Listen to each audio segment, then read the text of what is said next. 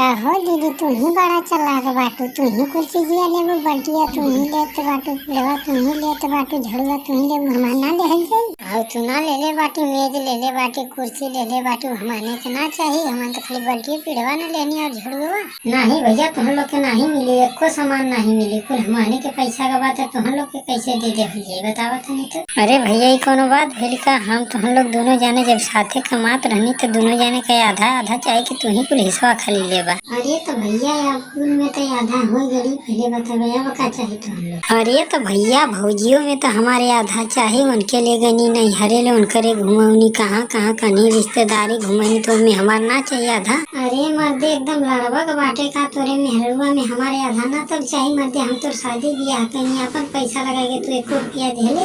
अरे तो मर्दवा भैया तू बड़ियार बाटो कर भयो बाटा तो तू में कैसे हिस्सा ले लेबा तनी बतावा। तो हम तो भौजी में आधा ले सकीला। वो कैसे ले सकेले तनी बता तो हमरा के। अरे कहा न ले सकीला मर्दवा, नहीं तो हमार मेहरारू तो हर भयो लोग हैं, तो हर मेहरारू तो हमार भौजी लगे हैं, तो हमारा उनके में पद होला की नहीं।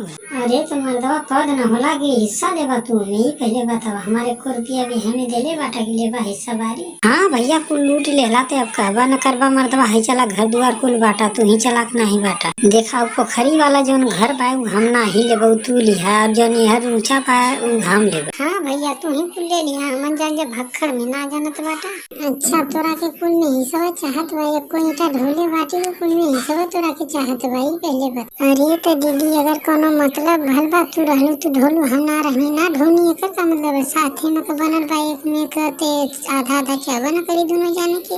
अरे बहनी ऐसा करना तू कुल ले ले, हमन जाके मड़ई में रह जी बस न खुश तो न रहा।